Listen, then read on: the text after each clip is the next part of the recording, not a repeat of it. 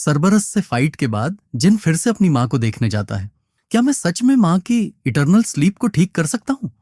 मुझे 3 में से एक भी इंग्रेडिएंट नहीं मिला, पर मुझे ये तो पता है कि वो कहाँ मिलेंगे। लेकिन अगर मैं इस लेवल पर वहां गया तो मैं जिंदा वापस नहीं आ पाऊंगा। मुझे अपनी ताकत और बढ़ानी होगी, मुझे अपना लेवल अप करना होगा। इसलिए वो जिन्हों की रिक्वेस्ट को मान लेता है और उसके साथ 19सी रैंक मिशंस पर जाने के लिए तैयार हो जाता है। लेकिन जिन्हों की एक शर्त थी कि वो रेड्स पर सिर्फ 2 ही लोग जाएंगे। पर हम ऐसा नहीं कर सकते क्योंकि सी रैंक गेट्स में जाने के लिए 8 मेंबर्स कंपलसरी है। फिर हम हांग की स्ट्रैटेजी का यूज करेंगे। हम बस कोटा को पूरा करने के लिए हंटर्स को रिक्रूट करेंगे। पर ये बहुत ज्यादा रिस्की है। इसे इस तरह से सोचो, अगर सिर्फ हम दोनों 19सी रैंक मिशंस को कंप्लीट करते हैं तो ये कितनी कमाल की बात होगी और तुम्हारे पापा इससे कितने इंप्रेस हो जाएंगे। ये सुन के जिन्हों भी तैयार हो जाता है और कहता है वो रेड्स और बाकी के मेंबर्स का इंतजाम कर लेगा। दूसरी तरफ हंटर चा रनिंग कर रही होती है। रनिंग के बाद वो बैठकर पानी पीती है। तभी उसे पता लगता है कि कोई उसके ऊपर नजर रख रहा है और वो उसे सामने आने को कहती है। मैं बस आपसे बात करने का सही मौका ढूंढ रहा था। वो उसकी ट्रेनिंग इंटरप्ट करने के लिए माफी मांगता है और उसे एक कार्ड दे देता है जो कि जिन्हों के पापा की कंपनी का होता है। इसके बाद हम एक गाड़ी में जिन्हों को देखते हैं जो कि अपने पापा के साथ कहीं जा रहा था। 10 साल पहले जब गेट्स पहली बार अपीयर हुए थे तब से ये दुनिया पूरी तरह से बदल गई है। अब दुनिया का इंफ्रास्ट्रक्चर, पॉलिटिक्स, इकोनॉमी बिना डंजन के रिसोर्सेज के फंक्शन नहीं कर सकते। इसलिए हंटर्स का इंपॉर्टेंस बहुत ज्यादा बढ़ गया है।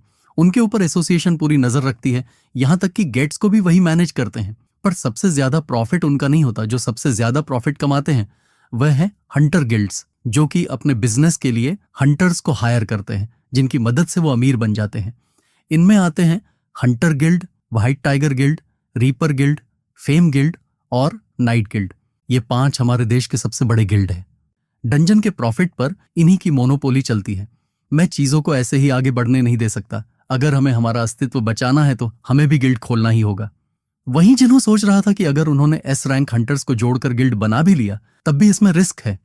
दूसरी तरफ हम जिनको देखते हैं जो कि रनिंग कर रहा था, वो नोटिस करता है कि जो भी वो एक्स्ट्रा एक्सरसाइज करता है अब वो काउंट नहीं हो रही है और जो पहले उसे लूट बॉक्स मिला था अब वो ऑप्शन में भी नहीं है। तो वो एक रेगुलर लूट बॉक्स ही निकालता है इस उम्मीद में कि उसे कुछ अच्छा सा मिल जाएगा। पर उसमें से उसे सिर्फ एक बिंगो कार्ड मिलता है जिसे देख वो हताश हो जाता है। समय के साथ जिन्वू अपनी ट्रेनिंग जारी रखता है, लेकिन अब उसे जो पॉइंट मिल रहे थे वो काफी नहीं लगते। उसे जल्द से जल्द लेवल अप करना है। तभी जिन्वू को हंटर एसोसिएशन की तरफ से एक मैसेज आता है जो कि डी रैंक डंजन रेड में पार्टिसिपेट करने की रिक्वेस्ट होती है। जिन्वू सोचता है कि कुछ ना करने से बेहतर है कि वो इस रेड में पार्टिसिपेट करे।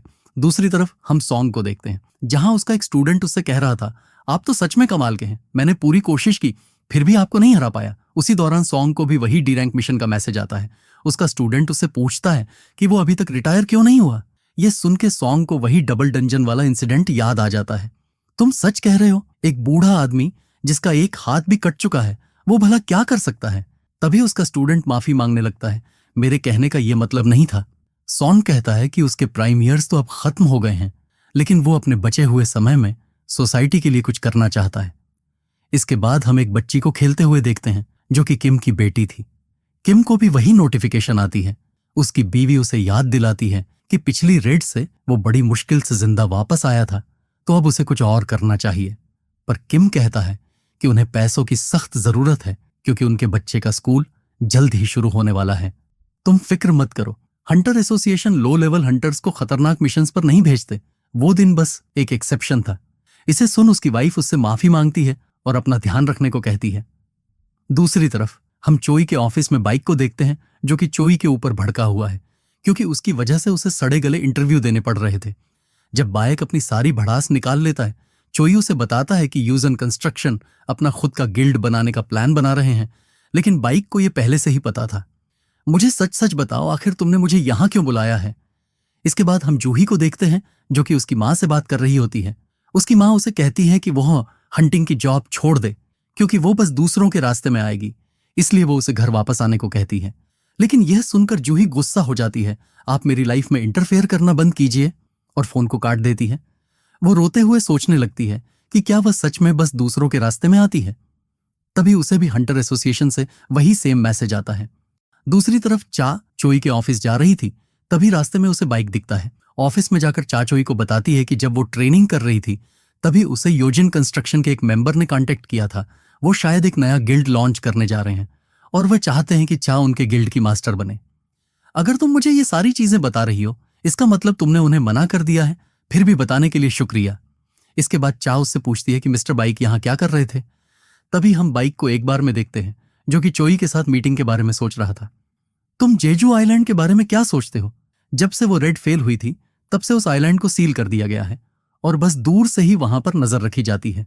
हर साल वहां की अपडेट लोगों को दी जाती है। लोगों के दिलों में आज भी वहां का डर बैठा हुआ है। चाहे दुनिया मुझे वेपन ऑफ ह्यूमैनिटी कहती हो, पर मैं उस आइलैंड पर जो हुआ था वो कभी नहीं भूल सकता। मैं जल्दी उस आइलैंड को क्लियर करना चाहता हूं और इसके लिए मुझे तुम्हारी और टीम की मदद चाहिए होगी। इसलिए मैंने वो इंटरव्यू रखवाया था। ये सारी बातें सुन के बाइक की पुरानी यादें ताजा हो जाती हैं, जब उस साइलेंट पर उसका एक दोस्त मारा गया था। वहीं किसी अंधेरी जगह पर एक आदमी किसी से कह रहा था कि वो उन्हें मार डाले। इसके बाद हम जिन को देखते हैं, जो कि रेड के लिए निकल रहा था। छुट्टी के दिन तुम कहाँ जा रही हो? आजकल तुम बहुत बिजी रहने लगे हो। पहले तो हर रेड के बाद तुम्हें हफ्ते लग जाते थे रिकवर होने में। शायद ये तुम्हारी ट्रेनिंग का कमाल है, शायद। इसके बाद जिन वहां से निकल जाता है, पर वह अपना एक भी गियर साथ लेकर नहीं जाता। फिर हम सॉन्ग को देखते हैं। वो सोच रहा था कि मैंने अपनी पूरी जिंदगी मार्शल आर्ट्स की ट्रेनिंग की, लेकिन एक डंजन में वो यूजलेस है। मेरी तलवार उन मैजिकल बीस्ट पर बेअसर है। लेकिन भाग्य का खेल देखो कि अचानक मुझे मैजिक बेस पावर्स मिल गई। तभी अचानक उनके सामने जिनवू आ जाता है। वो नोटिस करते हैं कि जिनवू पहले से काफी बदल गया है। वो जिन से उसके पैर के बारे में पूछते हैं। वो उन्हें बताता है कि जब वह हॉस्पिटल में उठा, उस समय उसकी टांग वापस से जुड़ी हुई थी। तो सॉन्ग को लगता है कि शायद किसी हाई रैंकिंग हीलर्स ने उसे हील किया होगा। इसके बाद वो दोनों बात करते करते गेट तक पहुंच जाते हैं। वहां पहुंचते ही वो किम और जूही को देख हैरान हो जाते हैं। ये तो बिल्कुल रियूनियन जैसा है। उन्हें देख किम उनसे नजरें भी नहीं मिला पाता। वो बहुत ज्यादा शर्मिंदा फील कर रहा था। उस भयानक रेड को जो सरवाइव कर पाए, उसमें से 5 सर्वाइवर्स वहां इकट्ठा हुए थे। जूही जिनवू को देख के बहुत खुश हो जाती है और वो भी नोटिस करती है कि वो पहले से काफी बदल गया है। तभी वहां एक गाड़ी आती है, जिसमें से कुछ कैदी बाहर निकलते हैं। वो लोग जूही को देख उल्टी सीधी बातें करने लगते हैं, पर उनके साथ वाला हंटर उन्हें डांट के चू करा देता है। ऑफिशियल उन्हें बताती है कि ये क्रिमिनल्स हैं, जो कि यहां पर अपनी सजा को कम करवाने आए हैं। वो उन्हें यकीन दिलाती है कि वो क्रिमिनल्स कुछ उल्टा सीधा नहीं करेंगे। उन्हें एसोसिएशन का B rank hunter Kang supervise करेगा। तो अगर वह कुछ भी करते हैं तो वो तीनों सी रैंक क्रिमिनल्स को आसानी से संभाल लेगा। जिनवू जूही से कहता है कि वह साथ में ना आए, लेकिन जूही कहती है कि अगर तुम जा रहे हो तो मैं भी साथ चलूंगी। सभी क्रिमिनल्स को फ्री कर दिया जाता है। इसके बाद कांग जाके बाकी टीम से खुद को इंट्रोड्यूस कराता है और कहता है कि वो क्रिमिनल्स को हैंडल कर लेगा। सॉन्ग जिन से पूछता है क्या मैं ये मिशन लीड कर सकता हूं। जिन उन्हें हाँ कर देता है। इसके लिए सॉन्ग उसका शुक्रिया अदा करता है और कहता है कि उसकी वजह से ही वो लोग उस डंजन से जिंदा वापस आ पाए। जिन शर्मिंदा हो जाता है, इसकी जरूरत नहीं है। इसके बाद सॉन्ग कांग से पूछता है क्या तुम लोग तैयार हो। वो हाँ कहता है और फिर वो सब लोग डंजन के अंदर चले जाते हैं। अंदर जाते ही वो तीनों प्रिजनर्स आसानी से सभी गॉब्लिन्स को मारने लगते हैं। कुछ देर में ही वो सभी लोग मिलके गॉब्लिन्स को मार गिराते हैं। सॉन्ग जिनवू की इंप्रूवमेंट को देखकर बहुत ज्यादा इंप्रेस हो जाता है। जूही भी कहती है कि ये कमाल की बात है कि अभी तक जिनवू को कोई चोट नहीं आई और वो उम्मीद करती है कि आज किसी को भी उसकी जरूरत ना पड़े। वहीं सॉन्ग जिनवू का ऑरा चेक करते हैं। इसका ऑरा तो बिल्कुल ही बदल गया है। डंजन में आगे जाने पर उन्हें 3 अलग अलग रास्ते दिखते हैं। कांग कहता है कि यह मिशन काफी आसान लग रहा है, तो उन्हें 3 ग्रुप में बंट जाना चाहिए, जिसके लिए सॉन्ग मान जाते हैं। कांग कहता है कि वो सारे क्रिमिनल्स को लेकर राइट वाले गेट में जाएगा, बाकी लोग अपना डिसाइड करो। वहीं जिनवू को अपनी परसेप्शन स्किल से पता लग जाता है कि कौन सा रास्ता उन्हें बॉस की तरफ लेकर जाएगा, तो वो सॉन्ग को कहता है कि उन्हें लेफ्ट वाले रास्ते में जाना चाहिए। किम और उसका साथी बीच वाले रास्ते में चले जाते हैं। अंदर जाते समय कांग जिन को घूर के देखता है, लेकिन जिन को कुछ समझ नहीं आता। इसके बाद हम किम को लड़ते हुए देखते हैं, लेकिन उसका साथी पिछली रेड के वजह से अभी भी परेशान था। वो उसे कहता है कि जिन के साथ जो उन लोगों ने किया था उसका पछतावा उसे भी है और वो इस मिशन को कंप्लीट करने के बाद जिनवू से जाकर माफी मांगेगा, क्योंकि भले ही उसने जो किया था वो अपनी फैमिली के लिए था, लेकिन इससे उसकी गलती ठीक नहीं हो जाती। वो बंदा पूछता है कि क्या जिन उन्हें माफ करेगा। हमने जो जिनके साथ किया था उसके लिए हमें कोई माफ नहीं कर सकता, लेकिन माफी मांगना हमारा फर्ज है। दूसरी तरफ हम कांग को देखते हैं, जो उन कैदियों पर नजर रख रहा होता है। सभी गॉब्लिन्स को खत्म करने के बाद कांग उनसे पूछता है अगर ये सब इंसान होते तब भी क्या तुम लोग इन्हें इसी तरह मारते। वो सब कहते हैं कि इंसानों और गॉब्लिन्स में कोई फर्क नहीं है। इसके बाद एक फ्लैशबैक दिखाया जाता है, जिसमें पता चलता है कि 3 लोगों ने एक आदमी की बेटी के साथ शारीरिक शोषण किया था, जिसकी वजह से उसने आत्महत्या कर ली। इस घटना के बाद वह आदमी बेहद गुस्से में था, क्योंकि कुछ ही सालों में वे तीनों कैदी जेल से बाइज्जत रिहा होने वाले थे। ऊपर से वे हंटर्स भी थे, जो रेड्स में हिस्सा लेकर अपनी सजा और कम करवा सकते थे। इसलिए वह व्यक्ति कांग के पास 3 मिलियन लेकर आता है, ताकि वह उन तीनों कैदियों को मार दे। प्रेजेंट में कांग उन कैदियों से कहता है, यहां से जाने के बाद मैं इंस्पेक्टर को बता दूंगा कि हमें यहां 100 गॉबलिन्स मिले थे, जिन्होंने तुम्हें मार डाला। कुछ ही देर में किम और उसका साथी वहां पहुंचते हैं, जहां वे देखते हैं कि कांग ने 2 कैदियों को मार दिया है। कांग उन कैदियों से कहता है कि उसे आदेश मिला है कि वह तीनों को टॉर्चर करके मारे। तभी वह किम को वहां आता देखता है तो तुरंत उस आखिरी कैदी को मार डालता है और फिर उन 2 गवाहों को खत्म करने के लिए उनकी तरफ बढ़ता है। वहीं दूसरी तरफ जिनको याद आता है कि कांग एक बार अस्पताल में उससे मिलने आया था, वह बस यही उम्मीद करता है कि कांग अब तक उसे भूल चुका होगा। तभी उन्हें अचानक चीखने की आवाज सुनाई देती है। जब वे सभी दौड़कर वहां पहुंचते हैं तो उन्हें कैदियों की लाशें दिखाई देती हैं। किम का साथी भी मारा जा चुका होता है और किम खुद बेहद गंभीर हालत में होता है। जिन्वो तुरंत जूही से कहता है कि वो किम को हील करे, लेकिन किम के घावों को देखकर सॉन्ग समझ जाता है कि यह किसी मैजिकल बीस्ट का हमला नहीं है। हमला करने वाला हथियार बेहद धारदार था और जिसने भी उसे चलाया है उसने जानबूझकर किम के वाइटल ऑर्गन्स को निशाना नहीं बनाया। फिर भी किम अब हार मान चुका था। जिन्वो उसे याद दिलाता है कि उसकी एक फैमिली है, उसे जिंदा रहना होगा ताकि वो हमेशा उससे नफरत करता रहे। अपनी आखिरी सांसों में किम जिन्वो से माफी मांगता है और फिर उसकी मौत हो जाती है। ये देख सभी लोग बेहद भावुक हो जाते हैं। उसी वक्त कांग जूही पर हमला करता है, लेकिन जिन्वो बीच में आकर उसे बचा लेता है। उसकी स्पीड देखकर कांग भी इंप्रेस हो जाता है। सॉन्ग समझ जाता है कि यह सब कांग का ही किया धरा है। वह उससे पूछता है, तुम तो हंटर एसोसिएशन के लिए काम करते हो, फिर ये सब क्यों? कांग मुस्कुराकर कहता है, मैंने पूरी स्टोरी बना ली है। इन प्रिजनर्स ने तुम सब पर हमला किया और सबको मार डाला, लेकिन मुझे नहीं मार पाए, इसलिए सिर्फ मैं ही जिंदा बाहर निकला। कैसी लगी मेरी कहानी? सॉन्ग जिन्वो को पीछे हटने को कहता है, क्योंकि उसे नहीं लगता कि जिन्वो उससे लड़ पाएगा। वह खुद कांग से लड़ने के लिए आगे आता है, ये जानते हुए भी कि कांग एक बी रैंक हंटर है। सॉन्ग जूही से कहता है कि वह अपनी मैजिक से उसकी फिजिकल एबिलिटीज को बफ करे। फिर वह अपनी तलवार से कांग पर हमला करने की कोशिश करता है, लेकिन कांग उसके हर अटैक को आसानी से डॉज करता जाता है। जिन्वो ये लड़ाई देख रहा होता है और समझ जाता है कि भले ही सॉन्ग उसे टक्कर दे पा रहे हैं, लेकिन कांग को हराने के लिए उनकी स्पीड बहुत कम है। लड़ाई के दौरान कांग सॉन्ग को घायल करने में कामयाब हो जाता है, लेकिन जूही तुरंत उसे हील कर देती है। यह देखकर कांग को गुस्सा आ जाता है। वह सबसे पहले जूही को मारने का फैसला करता है, पर ठीक उसी वक्त सॉन्ग बीच में आकर उसे रोक देता है। कांग सॉन्ग की स्पीड देखकर हैरान रह जाता है। तभी सॉन्ग कहता है कि उसने एस रैंक हंटर्स को ट्रेन किया है, इसलिए वो उससे हारने वाला नहीं है। कांग जवाब देता है, तुम्हें सच में ऐसा लगता है? तुम्हारे जैसे एक मेज टाइप हंटर मेरे जैसे असैसिन टाइप हंटर को कभी नहीं हरा सकता। इसके बाद वो लगातार सॉन्ग पर हमला करता है और उसे मौत के करीब पहुंचा देता है। जूही उन्हें हील करने की कोशिश करती है, लेकिन उसकी पावर्स खत्म हो चुकी थी, इसलिए वो सॉन्ग को हील नहीं कर पाती। कांग अब उसे मारने के लिए आगे बढ़ता है।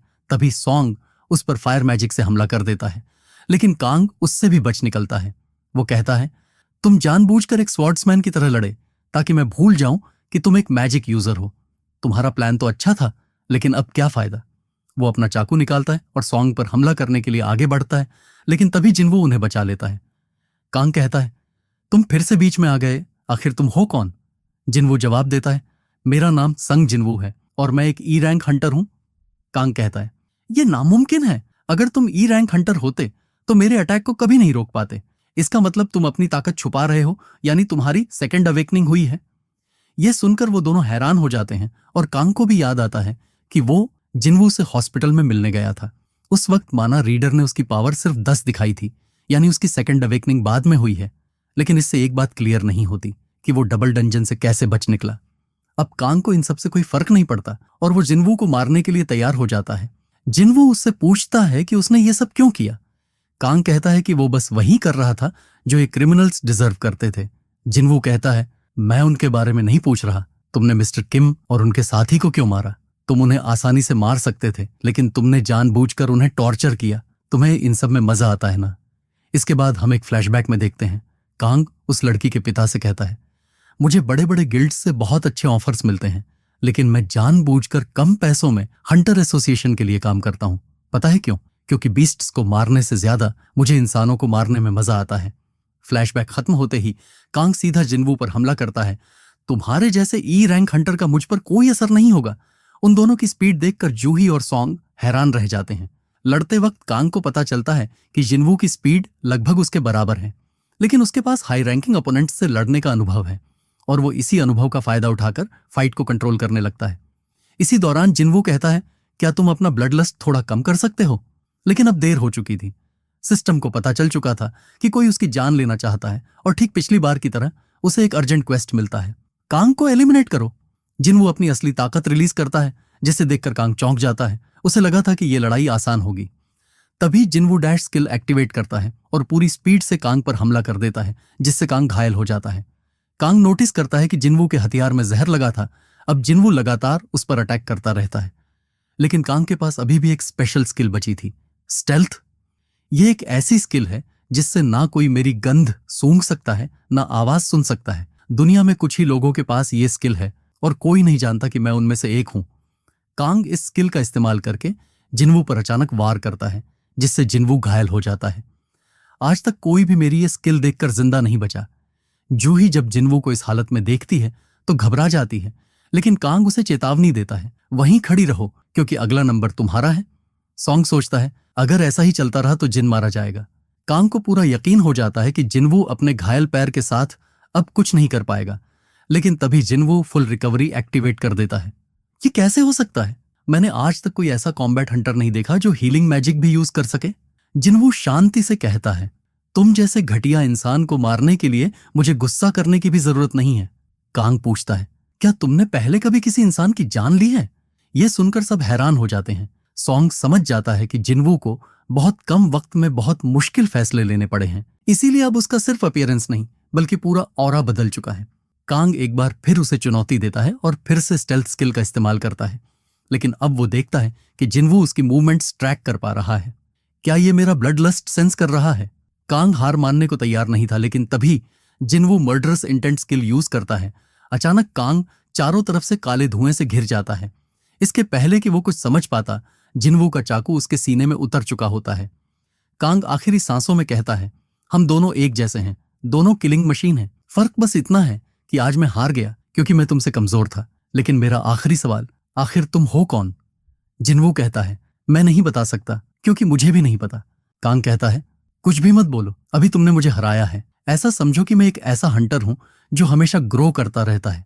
यह सुनकर कांग समझ जाता है कि जिन्वू की ताकत अब लगातार बढ़ती जाएगी, लेकिन वो उसे आखिरी चेतावनी देता है, अगर तुम ऐसे ही ताकत के पीछे भागते रहे तो एक दिन यही ताकत तुम्हें निगल जाएगी। जिन्वू का क्वेस्ट कंप्लीट हो जाता है और उसे रिवॉर्ड के रूप में स्टेल्थ पावर भी मिल जाती है। वो सोचता है, उसने सही कहा था, मैं जितना स्ट्रांग बनता जा रहा हूं उतना ही महसूस हो रहा है कि मेरे अंदर कुछ खत्म होता जा रहा है। इसके बाद जूही और सॉन्ग उसकी जान बचाने के लिए उसे धन्यवाद देते हैं, आज फिर हम तुम्हारी वजह से बच गए। इसके बाद जिन्वू उन्हें वहां से जाने को कहता है और खुद अकेला ही उस डंजन के बॉस को हराने के लिए आगे बढ़ जाता है। यह देख के वो दोनों हैरान हो जाते हैं, पर वो जानते हैं कि अब वो इतना ताकतवर है कि वो आसानी से डंजन के बॉस को हरा सकता है। इसके बाद वो डंजन के बाहर पहुंच जाता है। उसे कांग की असली सच्चाई पता लग गई थी कि वो सुपारी लेकर लोगों की जान ले रहा था। मुझे उस पर पहले से ही डाउट था, लेकिन मैंने ही उसे नजरअंदाज किया।